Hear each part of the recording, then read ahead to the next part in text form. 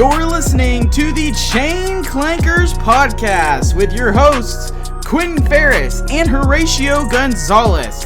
Follow us on Twitter and Instagram at Chain Clankers. Welcome in, ladies and gentlemen, to the Chain Clankers podcast. I'm your host, Quentin Farris, joined here as always with Horacio Gonzalez. Horacio, how are we doing today, man? Good. Here we are, ready to record our first episode for Chain Clankers.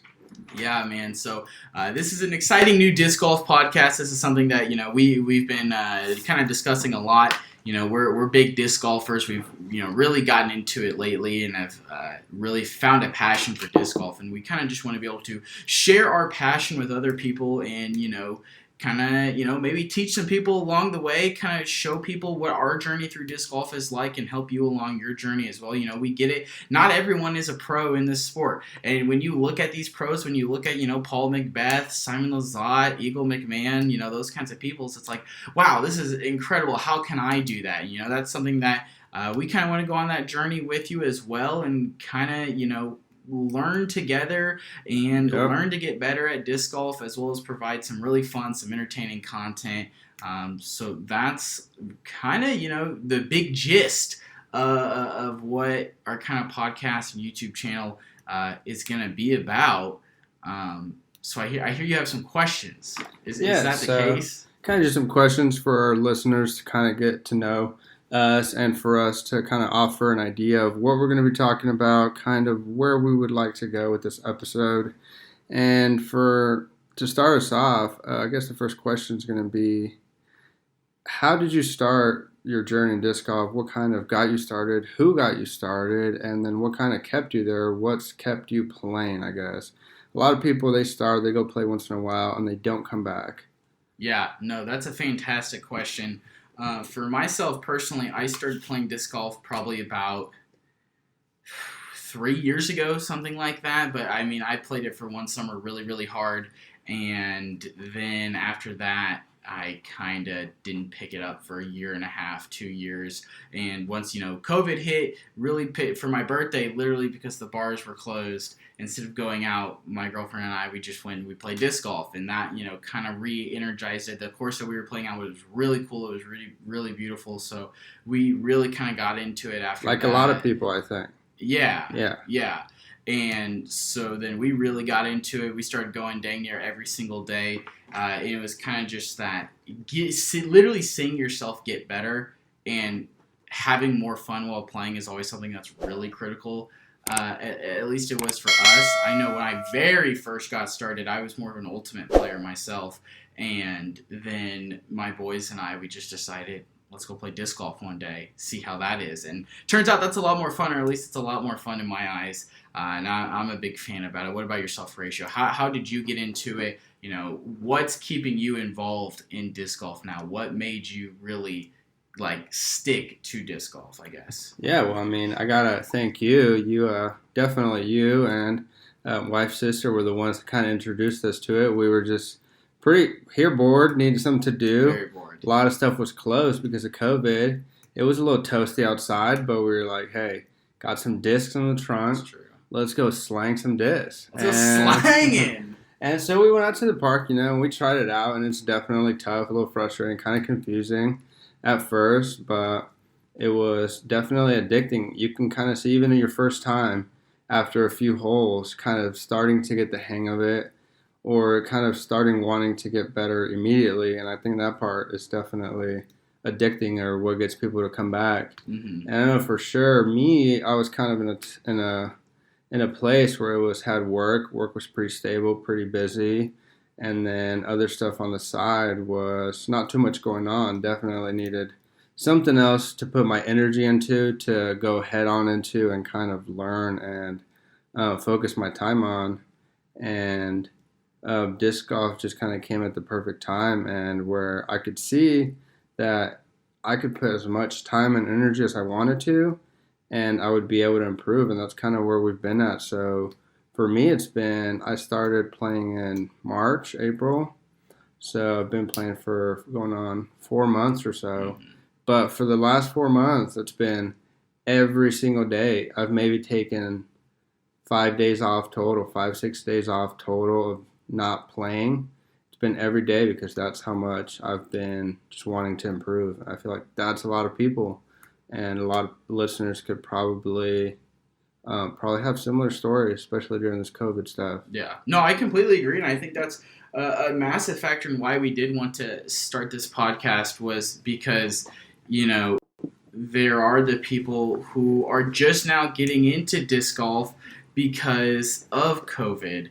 And I know, myself trying to go into Dick's Sporting Goods Academy, whatever, trying to get some discs because, I kind of played some disc golf already. Yeah. I knew where the disc section was, and it's completely sold out because everyone and their friends are going out and playing disc golf because it's one of those things, you can socially distance right now.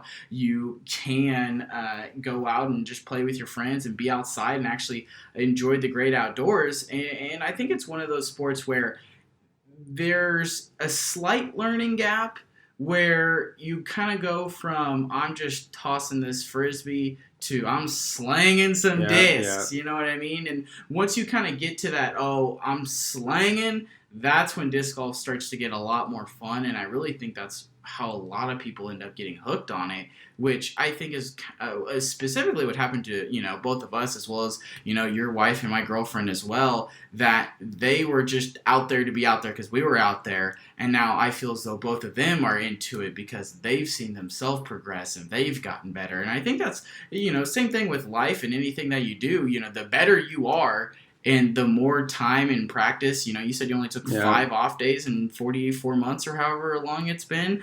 When you do those things, you see the results come about. And I think that's something about disc golf where if you put in the time, if you put in the effort, if you check out podcasts like ours, that's going to help you get better, then you can get better and you can have success, and it'll just be more fun for you. The more success you have, obviously, the more fun you're going to have. Oh, definitely. Because I know the first few times went out and first few weeks, it was fun. It was okay. But everything is a lot more fun when you're good at it. And that's been one of the things that I've been kind of telling a lot of people and telling myself is that I want to enjoy it. And the way you're going to enjoy it the most, if you can get out there and shoot around and make par on those shots, and it's going to want to make you come back because, hey, I parred it this time, but next time I can maybe get a birdie. Or I can continue to get a par and work on that one hole that you keep bogeying or double bogeying, and you want to keep practicing, and it's going to be more fun. It's frustrating when you are struggling and having a hard time, so the only way to do that is to get better, and I think the way to do that is just to keep learning, and that's hopefully what we can add to some of your guys' lives is bring you some information, some tips that we've learned in our short journey, and by no means are we professionals or even advanced at any stage, but we kind of wanted to start this now while we're learning so we can kind of help you guys out. Maybe if you started last week or if you started 4 months ago like I did, and you're kind of at that same stage that I'm at where you've kind of hit maybe a plateau. Your distance, you finally hit 250, 300, and now you're like, how do I get 350 or 400, or how do I get my pars to be more consistent or my putts to be more consistent? And so that's where we are, and I think that while we're learning, we're hoping to teach you guys whatever mistakes that we're making along the way so you guys don't have to make the same mistakes. Yeah, and I think there's also a lot of things about disc golf that, you can start getting into it and that you simply just don't know what they mean. Yeah. You know what I mean? Yep. I know both of our towns, they have league nights and stuff like that, and it's nervous being the guy who, you're just you're new to the game, you don't really know what's going on, you want to go have fun, you want to go out there and enjoy yourself, but you also don't want to be the laughing stock, you don't want to be the guy who doesn't know what he's doing, those kinds of things. So, hopefully that's something that our podcast can kind of help show and teach you and a bunch of other things. We want to keep it fun. We want to keep it informational. We want to keep it educational, all of those things. And, just a really quick, learning moment we have right here is, par. That is what the course design, how many shots you're supposed to throw it in. You can, a lot of these terms, you can kind of equivalate it back to just regular ball golf. So, if a hole is a par 3, it should take you 3 shots to get it from the tee pad to inside the basket. If you get a bogey, it took you 4 shots. Double bogey, it took you 5 shots. Birdie, it took you 2 shots. An ace, or a hole-in-one, that's 1 shot. A 6, that's a triple bogey. Yeah, we don't like triple bogeys, but yeah. So I guess the next question we go into right now is to follow along with that is we talked about how we want to help and kind of lead our listeners and ourselves. And hopefully by teaching you guys, we learn some stuff along the way too. So what can the listeners kind of expect from this? What's something they should tune into, they know they're going to get, and what value we're adding to them? Yeah, and I think that's a really important question. I think that every episode you tap into, we're trying to provide value, and at the end of the episode, we want you to come away feeling better about your game or feeling more knowledgeable about disc golf in general. Whether that's through tips and tricks, how-tos, general advice, stories, tournaments, those kinds of things. Maybe you're somebody who you're pretty good and you want to start playing in some tournaments. We want our podcast to be something that pushes you over edge into doing those tournaments. How do you get better in those tournaments? Those kinds of things. Eventually, we would obviously like it to. We're at episode 100, and someone can go back all the way to this episode right now. And they're gonna hear how bad it is compared to what it is at episode 100. And you're like, oh my god, these guys are trash. But we want this to be the start of a journey that not only you take with us, but we're taking with you in getting better at disc golf. And that's kind of what we hope to get out of this. We hope as well as, we can interview some pros, kind of get some knowledge from them, or just maybe some locals who are pretty dang good playing in that professional field, those kinds of things.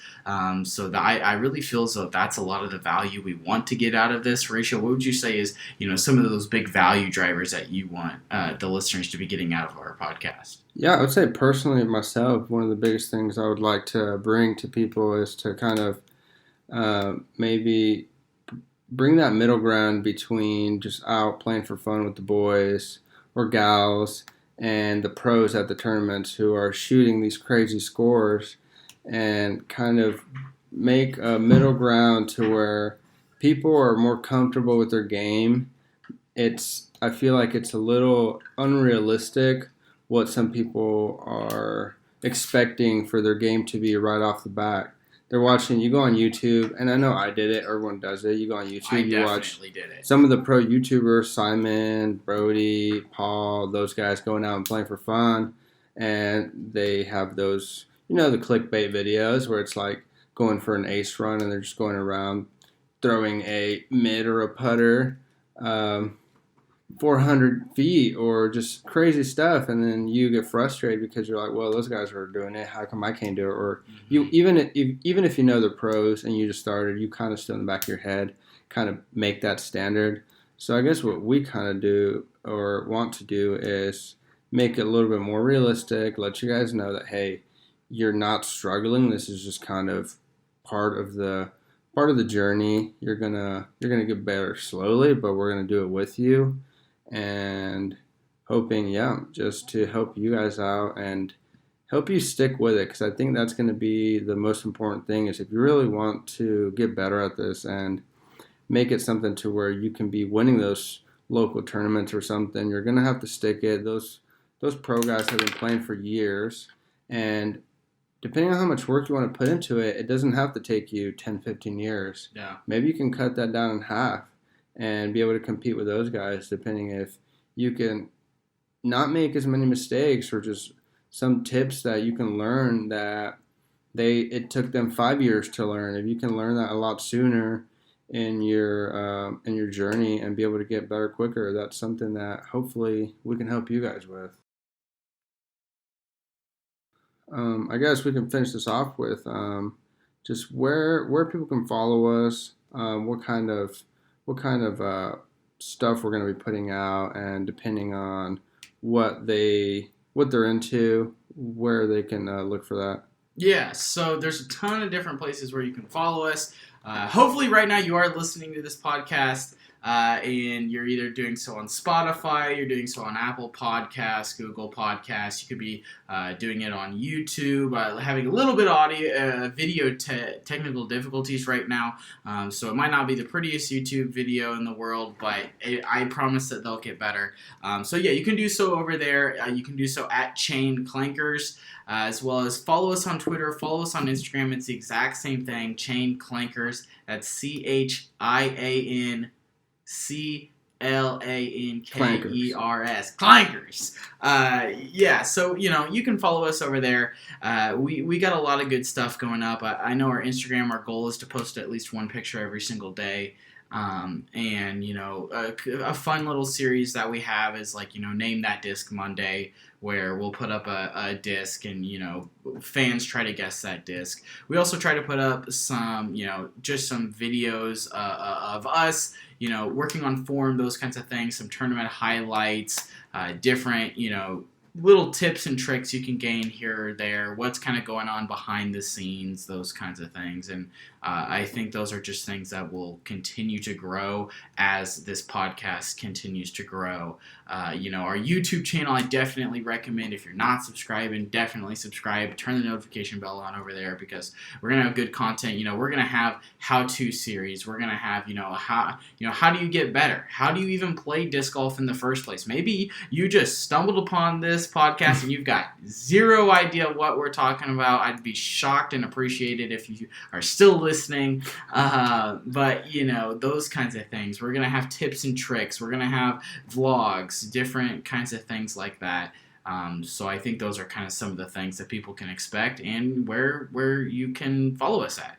Do you have anything to add to that? And hopefully the way that will be different is that we've done it. We went on YouTube and we went on the podcast. We went online and we watched the how-to videos. We watched the tutorials. We went this is what you need to change on your form. This is the disc you should be throwing to get better quicker. And a lot of that stuff, and we've been out there and trying it and doing the field work and kind of what worked for us, maybe why it didn't work for us, or why some of that stuff might be misleading, and kind of more on try to break it down. And some of those tutorials can be a little overwhelming and a little confusing, and hopefully we can break those down and kind of teach you guys some of the things that worked or that we learned from those tutorials. So it might not necessarily be an exact how-to on how to do something, but more of a how to take this tutorial and break it down phase by phase and in a way that you can learn it the way that you should, and it's going to help you out the most.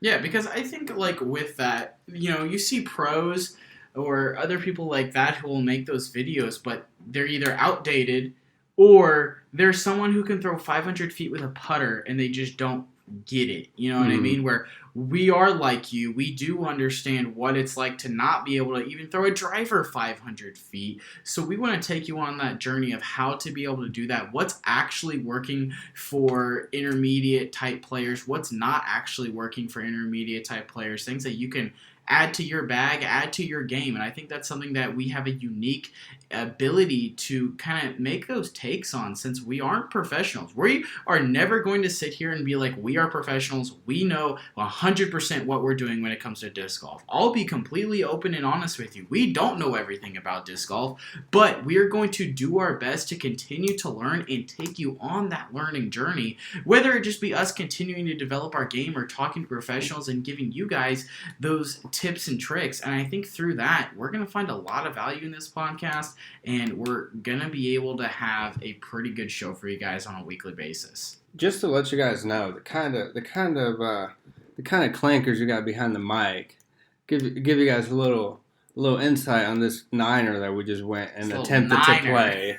We were feeling good. We were doing good. We went to a local course just down the street. We went out there, first hole, ripped it. Got one of my best drives I've ever thrown for sure. I mean, you threw it past the basket. Threw it past the basket. I mean, you probably threw that thing at least 325, 350. I was feeling good. Rope. I mean, you really got done, and you said, "I think that was my best throw of all time." Yeah.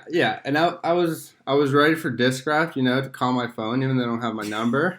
and say when do you want to get signed? Yeah. But no, and then we were next hole, did decent. I think we parred it, feeling good. Yeah. And heck, you dang near on your second throw on that one, or maybe it was your first one, damn near threw it in. Yeah. So, that was back-to-back almost ace runs. So we were feeling good, feeling okay. And then we got up to hole 6, and we're like, hey, here's this pond we've been pretty afraid of because we just started playing, and ponds and anything water-related can be terrifying for new players. I'm not trying to throw $20 in the drink, man. Oh, yeah. And what do? First throw? I was feeling good after 2 nice throws. Put old Paul right in the water. Yeah, the Paul Macbeth Hades, the prototype, right into this water. And this just, this isn't your average little pond water where it's like, oh, I'll just jump in real quick and get it, or maybe I can get it with a stick. This water literally smelled like gas. It didn't smell natural. You jumped in there, barefoot and all, and there was a black sludge behind every step you took. I had to rescue Paul. And you didn't even rescue him. And I hope my skin isn't falling off tomorrow morning from that water. But yeah, that was that hole. And then after 5 or 10 minutes of looking in the water, 10, 15 minutes, something like that. Gave it up. Yeah. Left the disc to the course gods. Hey, as you and I have said, and we're about to coin on this show, the course giveth and the course taketh. Man. Yeah. That one, the course had to take back. Yep. Moved on, went to the next hole. It was a short little, I think it's maybe like 150. Oh, yeah, it could not be longer than 175 at most. And I said, this is a fun little hole. This one's short. This one's, you can make this in one shot. Yeah, it's pretty aceable, but it's one where you kind of have to throw it on a little bit of a hyzer, which is a left to right, a right to left throw. But you also have to deal with a bunch of just bushes and trees and vegetation in the way. So there is a line. But just a little toss. Just put it out there in the air. Yeah, and it could very easily go in. And what happened? I lost my go-to mid-range. And honestly, so do you think a advanced player or a pro would have thrown a mid disc on that hole? Oh, no, they probably would have jump putted. Jump putted, throwing a putter, or something like that. Yeah, or just throwing a putter or something like that. I could have thrown a putter also. Yeah. But I wanted to throw my mid because I wanted to put a little bit more hyzer on there. Yeah. And I literally threw it. It was a good line. I was like, okay, that's going to be pretty close to the basket. And we get up there, can't find it. It's gone. It's gone.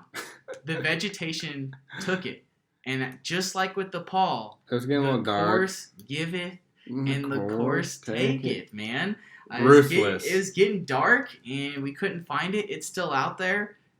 If you happen to find it, it's got my number on there. So give me a quick shout because I want that boy back. It's not my number one mid-range, but it's definitely, if my number one mid-range, and you'll definitely learn more about it, is the Buzz by Discraft. Mm-hmm. But if I'm not really feeling that, or if I really need a shot where I know I need to throw it on a little bit of a hyzer and I can just trust the disc, it's the Suspect by Dynamic Discs, and that's what I threw. Pretty good disc, and it's gone. Yep.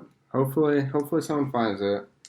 But yep, that was our evening. We just went out for a quick niner. And after it turned dinner. into 6 holes. 2 casualties. 2 casualties.